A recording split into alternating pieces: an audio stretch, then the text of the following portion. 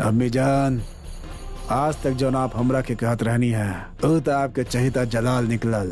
बेवकूफ, अहमक। ना दहम जलाल अहमक नहीं खे। जलाल के पहली खेलल बहुत पसंद बा। कहीं ऐसा ना होके कि फैसला के पीछे भी कोनो पहेली होके। ऊ नमक हराम हमरा टुकड़ा पे पल के ऐसन गंदा बात कहलसू। ऊ ना सिर्फ हमके बेआबरू कैले बा, लेकिन मुगल सल्तनत के कायदा पर भी उंगली उठैले बा। ऊ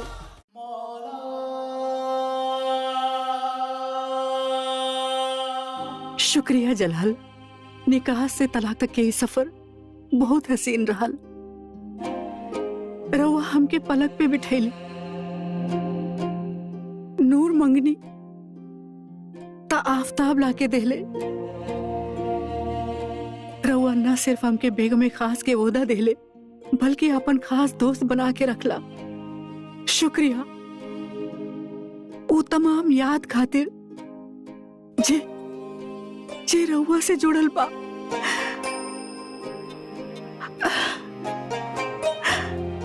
अपन बाकी की जिंदगी हम वो याद के साथ गुजार लेब। लेकिन जलाल, हमार सांस के का? हमार सांस राहुल नाक से जुड़ल बा।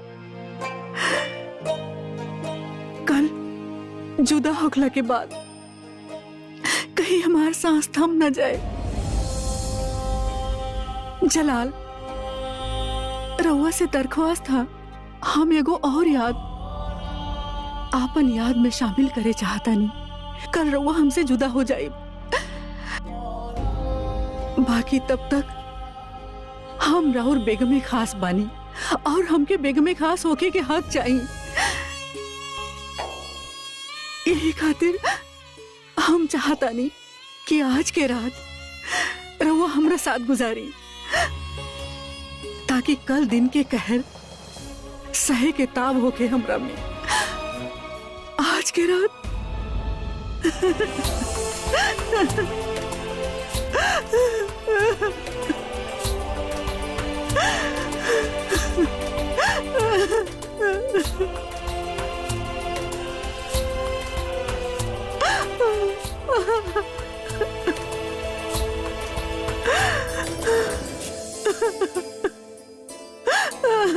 आंख भर आयल हमार जोधा बेगम।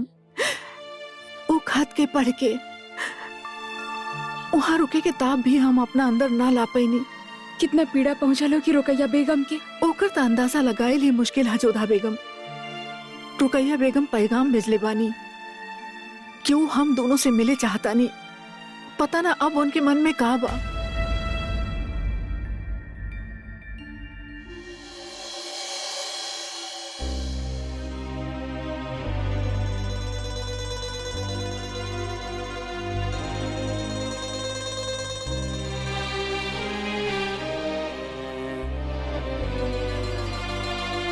जोधा बेगम, रउआ की याद बा जब जलाल पे शेर हमला कैले रहे तब हम तीनों उनके खातिर दुआ मंगले रहनी। हमके लागत रहे कि सब में से हमार दुआ में सबसे ज्यादा शिद्दत रहे, कि हमार दुआ सबसे पाक रहे। और यही खातिर हमने के दुआ कबूल भी भइल। लेकिन लागता हमरा खातिर केहू इतना शिद्दत से दुआ कैलस ही ना। यही खातिर कल हम यहाँ से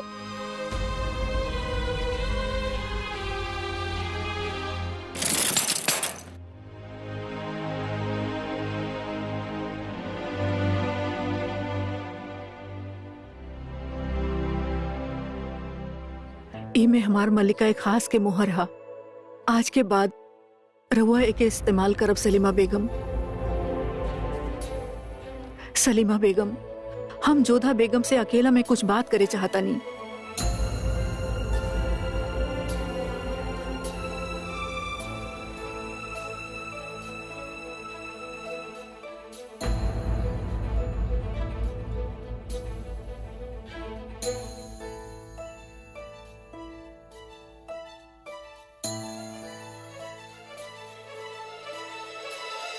रउआ बुरा मत मानिहा जोधा बेगम, काहे कि हमार नजर में सलीमा बेगम ओहदा और उम्र दोनों में रउआ से बड़ बानी। हरम और मुगल कायदा आपसे बेहतर समझ सकेनी, लेकिन हमार रउआ से भी एक इल्तिजा बा। आदेश करी रुकैया बेगम। सुन ले बानी, रउआ सजे सजावे में बहुत माहिर बानी। आज हमारी महल में जलाल के साथ आखिरी रात था, तो हम चाहता नहीं कि रउआ हमके वैसे ही सजाई संवारे जैसे रउआ खुद के सजावे नी। हम कभी खूबसूरत दिखे के या सजे के कोशिश न कैनी, काहे कि हमके लागत रहे हमार खूबसूरती हमार दिमाग में बा, जलाल के दिमाग काबू करे में बा। लेकिन खूबसूरती महसूस करे खातिर दिल चाहेला, जे जलाल के पास बा ही ना। यही खातिर ये बात सच निकलल। अगर जलाल के पास दिल होखत तो वो हमें कबो तलाक देवे के बात न करते। खैर, आज रात के बाद सब कुछ बदल जाई। तब बोली जोधा बेगम, का आज रउआ हमार श्रृंगार करी हैं?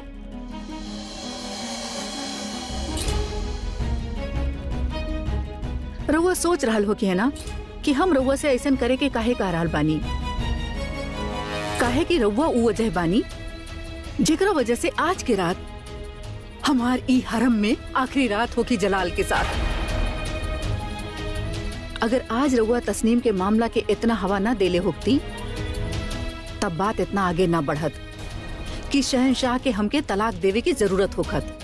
ई रात आइल बा तर्राउर वजह से, ई तलाक हो रहल बा तर्राउर वजह से। ना रुकैया बेगम, हम कबो न चाहत रहनी कि रउआ और शहंशाह के बीच में संबंध विच्छेद होके। झूठ बोल रहल बानी रउआ।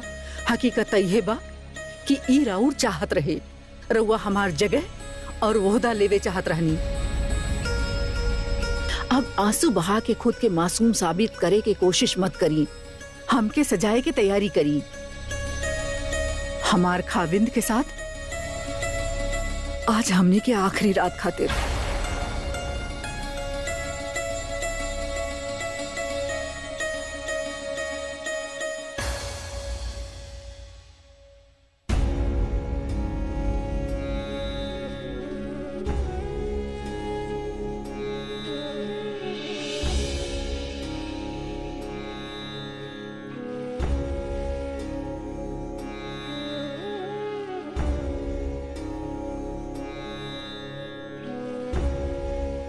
यदि रवा के ऐसा लागत है रुकैया बेगम कि सब कुछ हमरा कारण हो रहल बा, तो हम एके ना होके दे, कौनो भी मूल्य पे ना होके दे।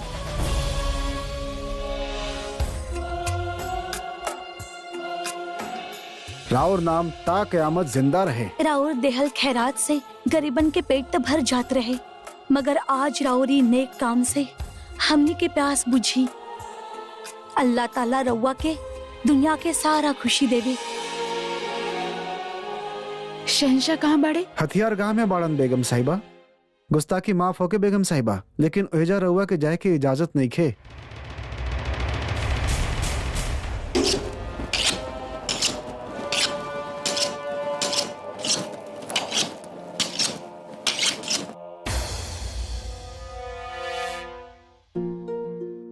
ई वक्त आपके यहाँ ना आवे के चाहत रहे जोधा बेगम। और हम क्या लागता कि हमके इस समय यही जे होके के चाहिए।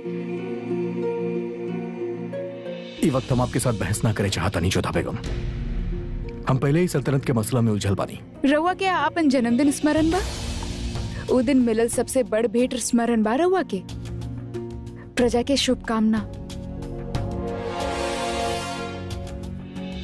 हमके अच्छा तरह से याद बा जोधा बेगम, मगर वो दिन मिलल दुआ भी हमरा साथ नहीं खे देत। एक कुआं खुदावे के समय जौन दुआ मिलल रहे, आज एक नया कानून बनावे से वो हाय में तब्दील हो गइल बा। आवाम हमसे नफरत करे लागल बा जोधा बेगम। ई क्रोध या घृणा अदम खान खातिर बा, रउआ खातिर ना। हम जानता नहीं जोधा बेगम, मगर हम आवाम के ना कह सकेली कसूरवार हम ना अदम खान बा।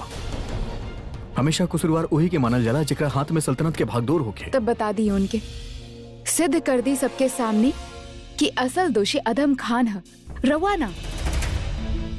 प्रजा के शुभकामना फिर से राउर साथे हो जाए। हम ऐसा ना कर सकेली जोधा बेगम, अगर हम ऐसा करेली तो ही हमार कमजोरी साबित हुई। मानतानी कि रवा ना कह सकेले, परंतु रुकैया बेगम तो कह सकेनी। हम समझनी ना जोधा बेगम। शहंशाह कुछ ऐसा करे के होगी जेकरा से सांप भी मर जाए और लाठी भी ना टूटे। प्रजा रवा के और रुकैया बेगम के बहुत प्रेम करेली। रवा दोनों के साथ के बहुत प्रेम करेली, काहे कि वो लोग रवा दोनों के बचपन से साथ में दिखले बड़े। और यदि ऐसन में रुकैया बेगम अपन पक्ष जनता के सामने रखी हैं, तो लोग उनकर बात सुनिए और ई तरीका से राउर बात भी उनके सामने पहुंच जाए और रवा के उनके सामने भी न जाए के पड़ी।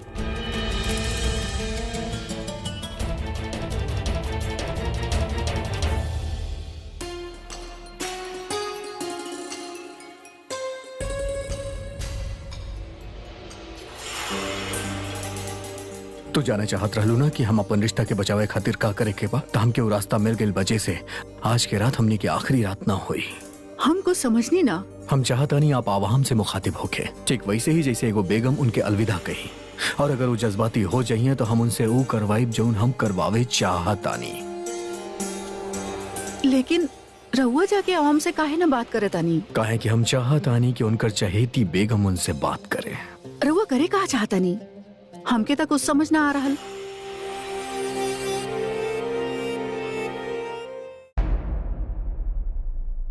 शहंशाह के इकबाल बुलंद होके रघुआ याद फरमाइनी हुजूर। जियत का साहब, हम चाहता नहीं आप तमाम वजीर, आला ओहदेदार और आवाम में पैगाम भिजवाएं कि रुकैया बेगम उनसे मुखातिब होके चाहतारी, उनसे कुछ बात करे चाहतारी। राउर हुकुम के तामिल होकी हुजूर। अब देख अब जोधा बेगम, आपके बताए रास्ता हमके मुश्किल से बाहर निकाली की ना। सुन लू तू लोग, रुकैया बेगम आज रात अवाम से कुछ कहे चाहता नहीं। ऐसन का हो गई जे आज मलिकाए बेगम अवाम से मुखातिब हो गई? खबर पक्का बा हुजूर, रुकैया बेगम अवाम के सामने आवे वाली बानी आज। का कहे चाहत बिया हुआ अवाम से?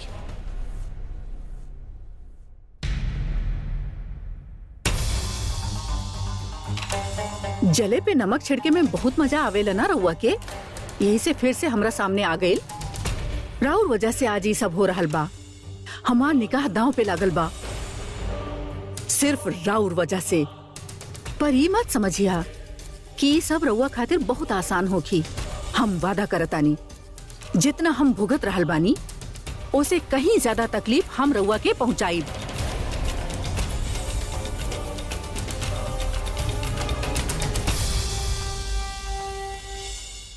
बेगम रुकैया जिंदाबाद, बेगम रुकैया जिंदाबाद, मलिकाए बेगम जिंदाबाद, मलिकाए बेगम जिंदाबाद, जिंदाबाद। हम खुशनसीब बानी कि रउआ लोग हमरा के बेपनाह मोहब्बत देले और खुदा गवाह बा कि हम भी दिलो जान से कोशिश कैनी कि अवाम के खैरियत के मुकम्मल इंतजाम कर सकी। रियाया के रस्म और रिवाज होखेले जे रउआ लोगन से बेहतर केहू न जानने रे, और कुछ रस्म और रिवाज हमनी के तरक्की के रोकेले, वो हमनी के तहजीब पे एगो दाग होखेले। और यही रिवाजन में से एक रिवाज है नाबालिग बच्चन के निकाह। कबो गरीबी की वजह से, कबो रिवाज के नाम पे, और कबो मजबूरी में ये बच्चन के निकाह कर देहल जाला। खिलौना से खेले के उम्र में इनके सर पे कुनबा के बोझ पड़ जाला। ये वह लड़की बानी जे आवे वाला नस्ल के पैदा करेनी, जे सल्तनत के मुस्तकबिल बानी। ऐसे शहंशाह एगो नया कानून बनैले हा जे अब से सल्तनत में कोनो भी नाबालिग लड़की के निकाह ना होखी।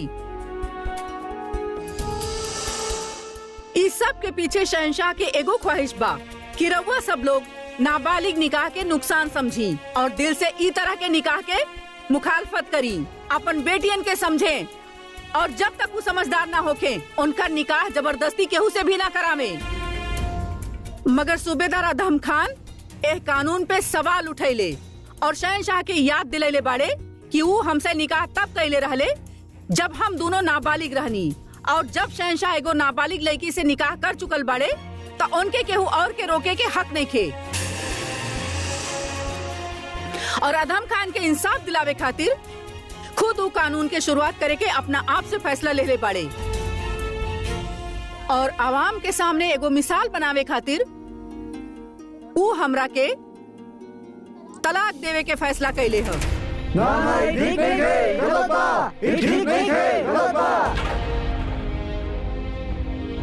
और शहंशाह के ख्वाहिश के इज्जत देके कल हम तमाम मौलवी हजरत साहब, काजी साहब और रिश्तेदारन के सामने शहंशाह से तलाक लेवे जा रहल बानी। और हमार रउआ लोगन से इहे इल्तिजा बा कि रउआ शहंशाह के ई मिसाल के इज्जत देवे। हम फिर से रउआ लोगन के शुक्रिया अदा करे चाहतानी कि रउआ लोग हमके मलिकाए बेगम के तौर पे इज्जत और मोहब्बत से नवाज ले। खुदा हाफिज। आदम खान आदम खान के फांसी दा। आदम खान मुर्दाबाद। आदम खान मुर्दाबाद। आदम खान मुर्दाबाद। आदम खान मुर्दाबाद। बस अब हम एजे ना रुकब, हमके बाहर जाए के बा। देख अब जलाल हमार का आदम रउआ पागल हो गइल बाड़ा का? रउआ के सुनाई ना दे रहल बा, दिखाई ना दे रहल बा? अब हम पागल हो गइल बा, बागी हो गइल बा। ई महल से महफूज जगह रउआ खातिर और कोनो नहीं के। आदम हमार बात मानी, रउआ ई महल से बाहर ना जाई कहीं पे भी। हम जाए के का बिगाड़ सकेला हमार? के मारी के मारी? आदम भीड़ के कोनो चेहरा ना होखेला। हमार बात समझे की कोशिश कर आदम। बात बहुत आगे बढ़ चुकल बा, अब हमारा हाथ से भी निकल चुकल बा। हम कुछ न कर सकब। कल जब हंगामा होगी तो ये सारा आवाम रउआ के जान के पीछे पड़ जाई। रउआ बाहर ना जाई, रउआ अपन जान से हाथ धो पैजब।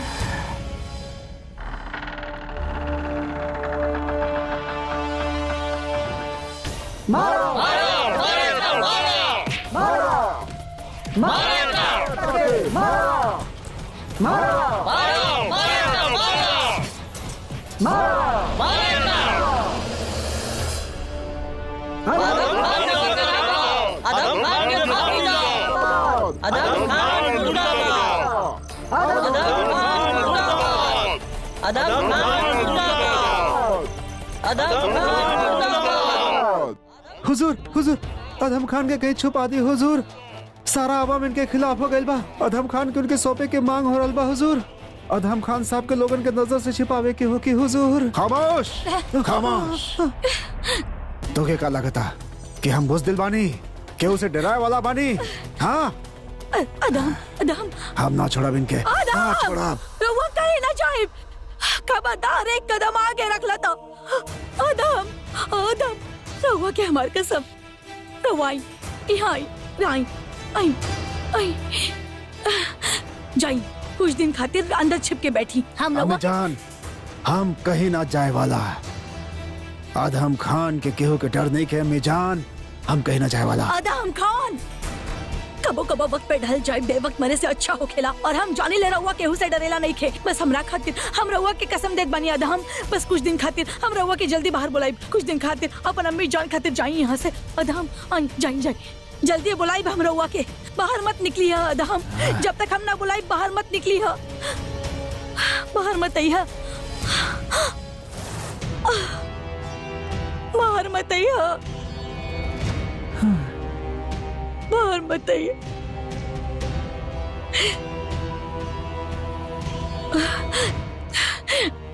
रेशम ध्यान रखिए कि आदम खान बाहर ना निकले जब तक हम ना कहीं।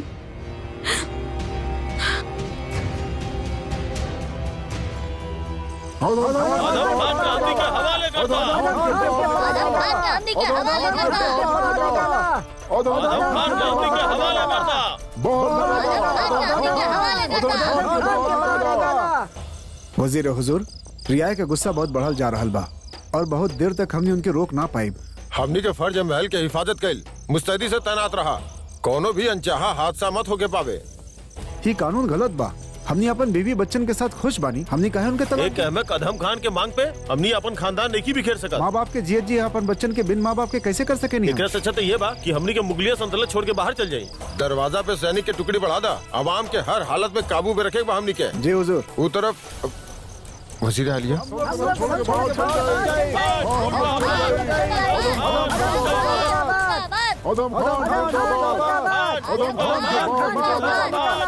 वजीर आलिया यही जैसे चली।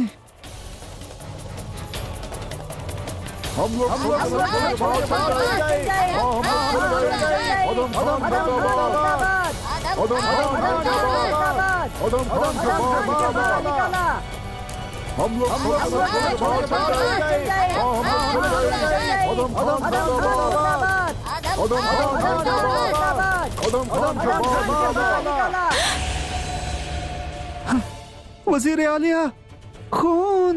हम लोग सल्तनत छोड़ के बाहर चल जाए। हम लोग चल जाए। आदम खान मुर्दाबाद। महामंगा जी, आदम खान के बाहर निकाला।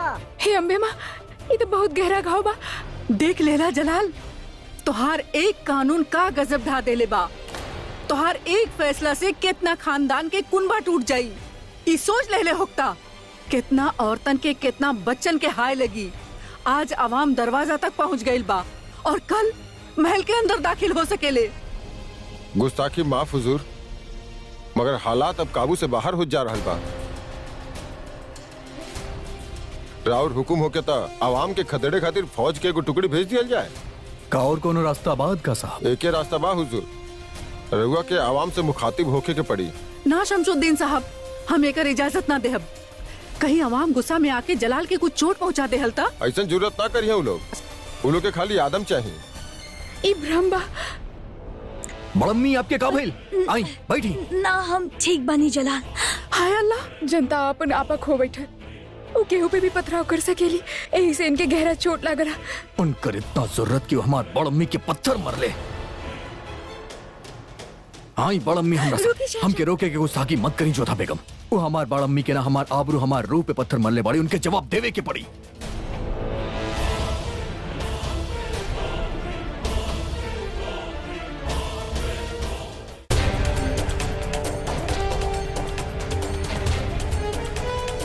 शहंशाह, महामंगा जी के बहुत रक्त बह रहल बा। इनके औषधि तो लगवा लेवे दी। शायद आप जानत नहीं की जोधा बेगम, मगर हमार बड़म्मी बहुत मजबूत बानी।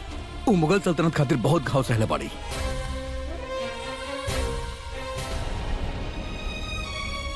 हे अम्बे माँ, कौनो अनहोनी से बचैया।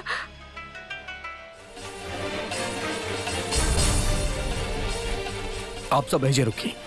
ये आवाम हमारा, हमके इनसे खौफ नहीं किया। आई बड़म्मी।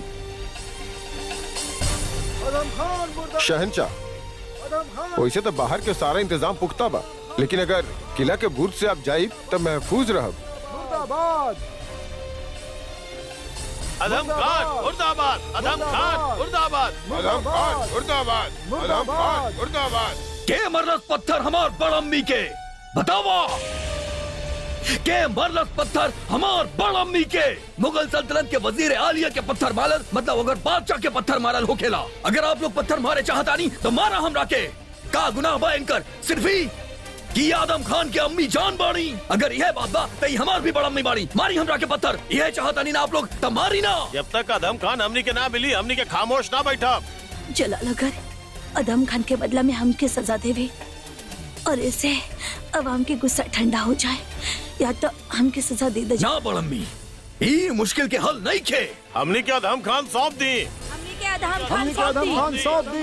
हमने के आदम खान सौंप दी। हमने के आदम खान सौंप दी। हमनी के आदम खान सौंप दी। रउआ सब जाना तानी, शहंशाह हमेशा रियाया के भला खातिर सोचले बाड़े, उनकरा इंसाफ देले बाड़े। और यकीन मानी ई बार भी रउआ लोगन के साथ ना इंसाफी ना होकी। ना इंसाफी तो हो रहल बा हुजूर। हमार तो एक पैर पहले से ही कब्र में लटकल बा और हमके हुक्म भइल बा कि हम अपन बीवी के तलाक दे दी। ई कैसन इंसाफ बा हुजूर? ई कैसन इंसाफ बा? ऐसे ते कहीं बेहतर हो कि शहंशाह अपन शमशीर से हमार सर कलम कर देवे।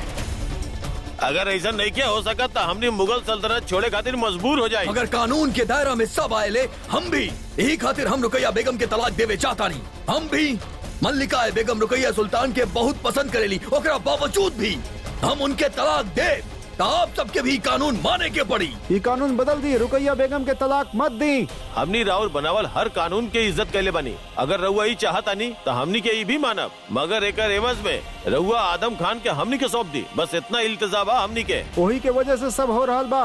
ओके, खत्म कई के हमनी अपन दिल के आग ठंडा कर ले। हमनी के अपन आग ठंडा कर ले। हमनी के अपन आग ठंडा कर ले। हमनी को सौंप दी। हम आप सबके बात सुननी, पर ओकरा बदले हम सिर्फ इतना कहब कि आप सब लोग अमन बनाए रखी।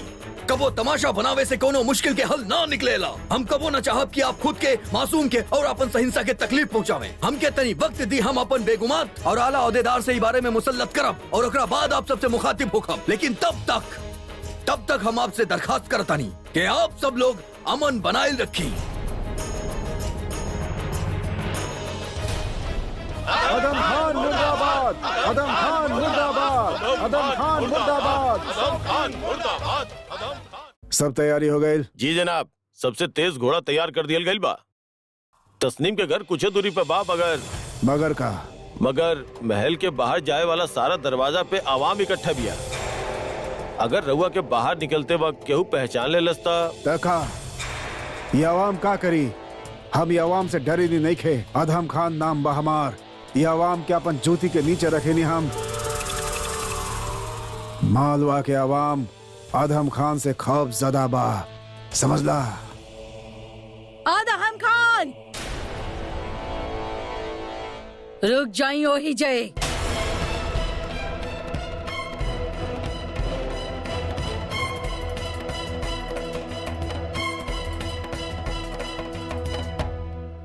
वक्त आ गई बा कि रउआ आवाम से खौफ खाई। अदहम रउ झलक भी दिखाई देलस ना उनके त रउआ के चीर फाड़ डाली आवाम।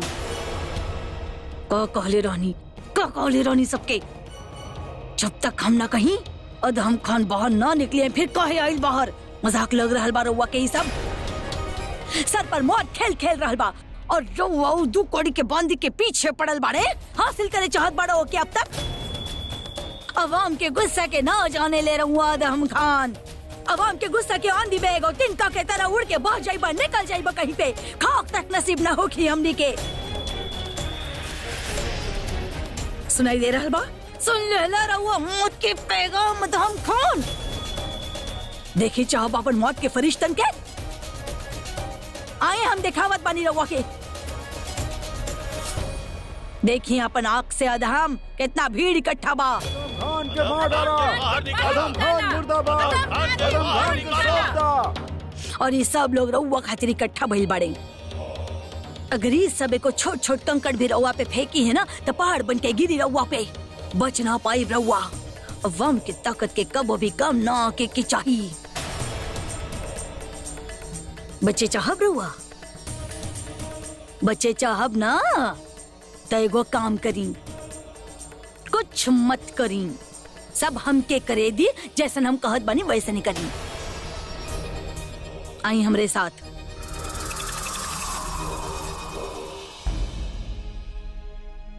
आदाब हुजूर। रउआ याद फरमोनी शहनशाह। जी अदका साहब, हम ना चाहता नहीं ऐसा सर्द रात में आवाम महल के बाहर इंतजार करे। एक खातिर फौरन दीवाने खास बुलाइल जाए। हम ई मामला पे अभी यही वक्त अपन फैसला सुनाइब। जॉन हुक्म शहनशाह।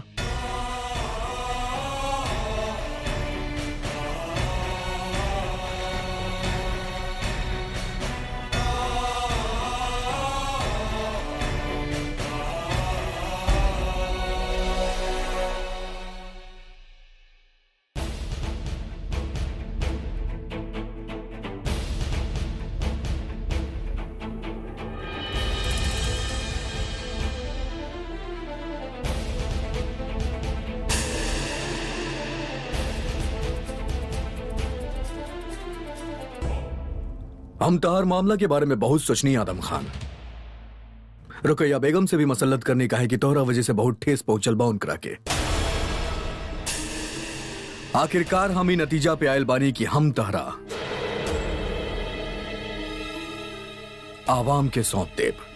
ऊ तहार इंसाफ करी हैं।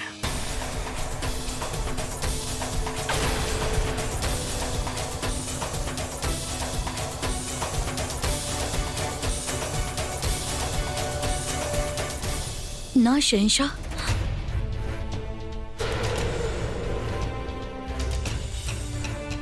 शहंशाह रउआ ऐसा ना कर सकेले।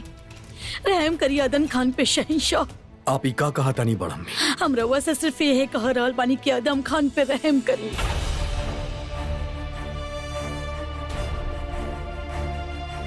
हमार बच्चा बा आदम खान, और दूध भाई बा, रहम करी शहंशाह। बड़म में ही वजह से हम ओकरा माफ करत आइल बानी काहे कि वो आपके बेटा बा।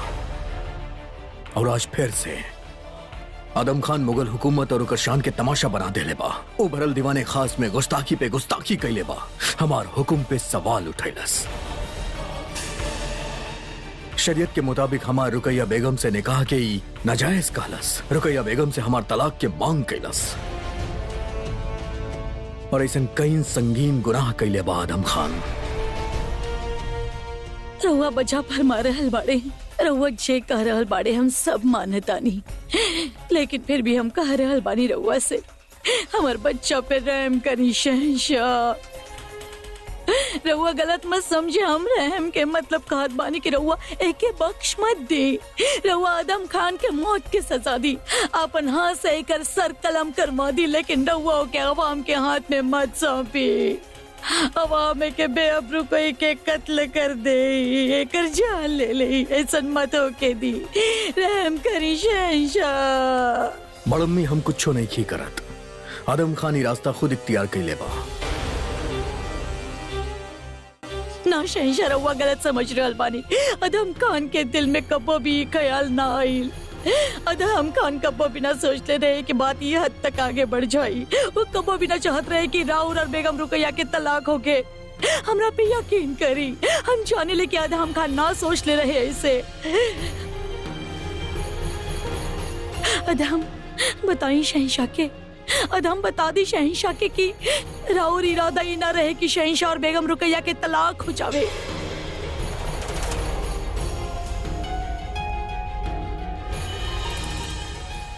आदम बताई शहंशाह के। आदम अपन गुरूर तोड़ दी, अपन अम्मी खातिर सही अपन मुंह खोली और बताई शहंशाह के। आदम हमरा हुआ के आगे भीख मांग रहल बानी। शहंशाह यकीन मानी, हमार दिल में ऐसा कुछ न रहे।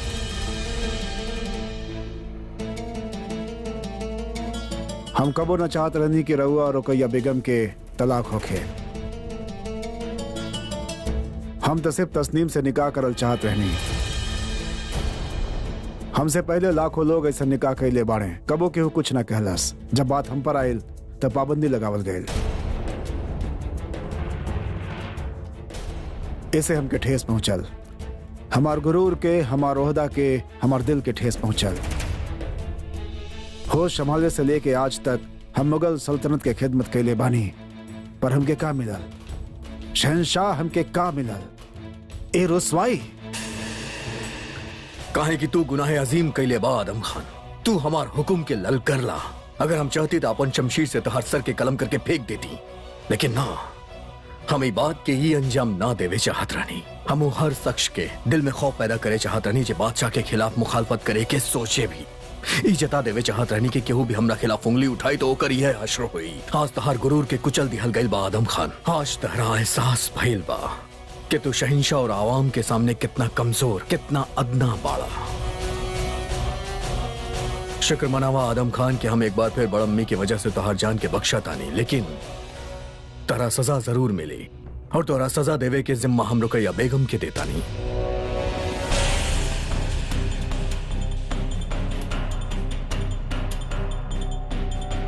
रुकैया बेगम, आप जौन सजा चाहिए आदम खान के तस्वीर कर सकेली।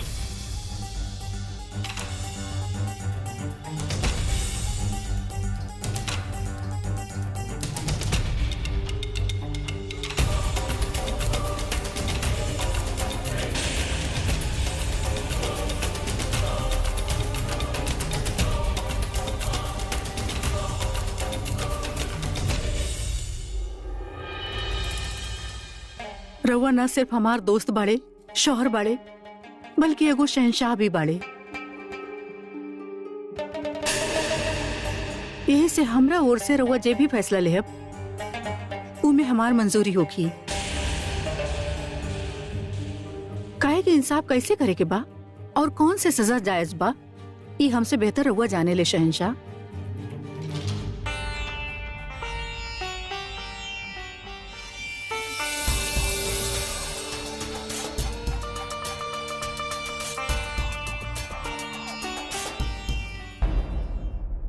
आदम खान तहार सजा के तौर पे हम तोरा से मालवा के सूबेदारी वापस लेता नहीं।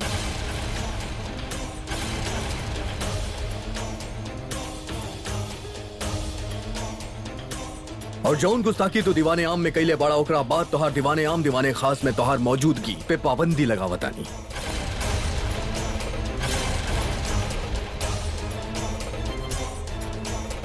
मुगल सल्तनत के कोनो भी औदा से जुड़ल तोहार ताकत तहरा से छीन लिहल जाई और अब तोहरा के आम इंसान करार दिहल जाई।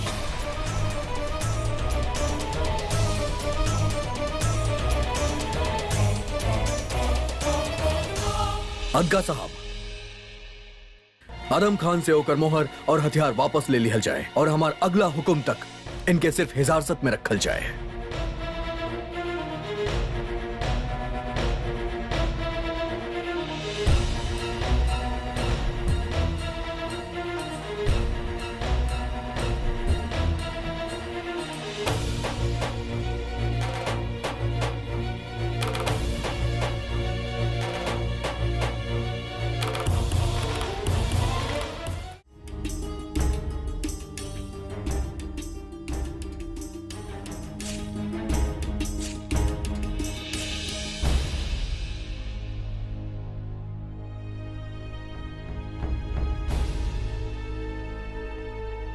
हम कबो ना देख सकेली कि ई तरह हमार आवाम के लोग भूखल प्यासल रात भर एगो फैसला के इंतजार में महल के बाहर खड़ा रहे।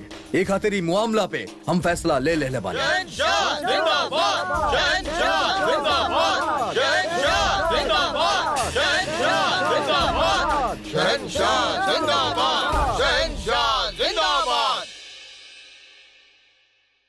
अदगा साहब, मुगल सल्तनत के शहंशाह जलालुद्दीन मोहम्मद के हुक्म से ही फरमान जारी कल गई बा कि आज के बाद मुगल सल्तनत में 14 वर्ष से कम कोनो भी लड़की के निकाह नाजायज मानल जाई। निकाह करे या करवावे वाला के गुनहगार मानल जाई, ओकरा सख्त से सख्त सजा दिहल जाई। ये कानून आज से लागू मानल जाई, लेकिन इससे पहले जो निकाह हो चुकल बा ओकरा पे ये कानून लागू ना होखी। यही से दीवाने खास में मसलत के बाद में ये फैसला लिहल गई बा कि जलालुद्दीन मोहम्मद और उनकर खास बेगम रुकैया सुल्तान उनकर तलाक ना होखी। शहंशाह जिंदाबाद, शहंशाह जिंदाबाद,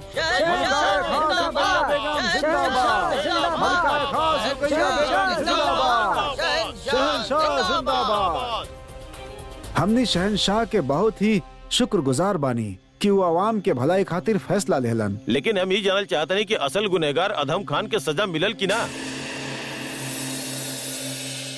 आदम खान के ओकर गुनाह के सजा मिल चुकल बा, ओसे ओकर सूबेदारी छीन लिहल गइल बा और ओकरा कैद खाना में डाल दिहल गइल बा इरशाद के साथ। आज के बाद वो दीवाने आम और दीवाने खास में शिरकत ना करी। हम यहाँ मौजूद तमाम आवाम से, बुजुर्ग और आलिम हजरात से इल्तिजा करे चाहतानी कि ये कानून रियाया और ओकर बच्चा लोग के मुस्तकबिल के मद्देनजर रखत बनाइल गइल बा। ए कानून पे पूरा सख्ती और पूरा दिल से अमल होखे। मुगल सल्तनत जिंदाबाद, जिंदाबाद, शहंशाह जिंदाबाद, जिंदाबाद, शहंशाह जिंदाबाद, शहंशाह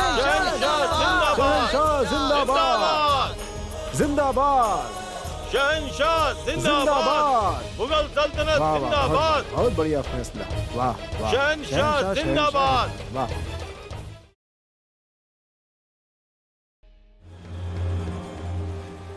आदाब हुजूर। रेशम, अगर हम तुझसे कहें कि कुछ लम्हा में एगो फरमान तैयार करो तो का कर सकबू?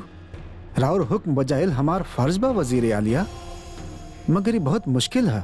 पहले तो फरमान लिखल जाला, फिर ओकर जांच होकेला, हर्फ दर हर्फ बादशाह सलामत के सुनावल जाला, फिर नकल निकलेला और फिर ओकरा बाद मोहर लगेला। ये काम में एक दिन से ज्यादा वक्त लागेला वजीर आलिया। हाँ, अगर शहंशाह चाहे तो ये फरमान जल्दी लिखल जा सकेला, पर ये बात रहुआ बेहतर जाने ली वजीर आलिया। जानत रहनी लेकिन पहचान न सकनी। एकर मतलब हुजूर? अदहम खान के सजा सुनावे के चंद लम्हा बाद हमरा आंख के सामने अवाम के ऊ फरमान सुनावल गई, और ये तबे मुमकिन बा जब ये फरमान पहले से तैयार होके। ये फरमान पहले से तैयार रहल रेशम। सब कुछ पहले से तयशुदा रहे। आखिरी पैसा सुनाइला से पहले सब कुछ तैयार रहे और हमरा सामने जलाल जे कुछ भी कहलस महज एगो नाटक रहे हमके दिखावे खातिर।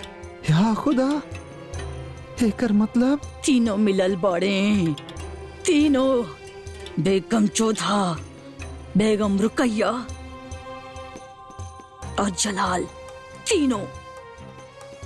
एकर मतलब रुकैया बेगम के आवाम से मुखातिब होखल, आदम खान साहब के बारे में बताइल, यहाँ तक कि आवाम के उकसाइल यही तरकीब के एगो हिस्सा रहे। बेशक। लेकिन जोधा बेगम भी एमे शामिल रहली, ये बात समझ में ना आयल हुजूर। यह तक खास बात जलाल के। उस शेर की तरह ताकतवर बा, त लोमड़ी की तरह चालाक भी। वाह जलाल का खेल खेले बड़ा अपन बड़ी अम्मी के साथे। वाह। हैरानी की बात तई बा कि बेगम रुकैया के हम खुद भड़के ले रहनी बेगम जोधा के खिलाफ की सारा फसाद के जड़ बेगम जोधा बिया, लेकिन एकरा बावजूद तीनों मिल गईले। ये तीनों के मिलावे के पीछे केकर दिमाग बा, ये हम तब समझ ना पाइल रहनी। लेकिन हमार खबरी हमके बतैलस कि जलाल अक्सर बेगम जोधा से रात में मिलत रहले और तब जाके ये सारा खेल हमरा समझ में आ गई। जलाल हमरा साथे खेल खेलस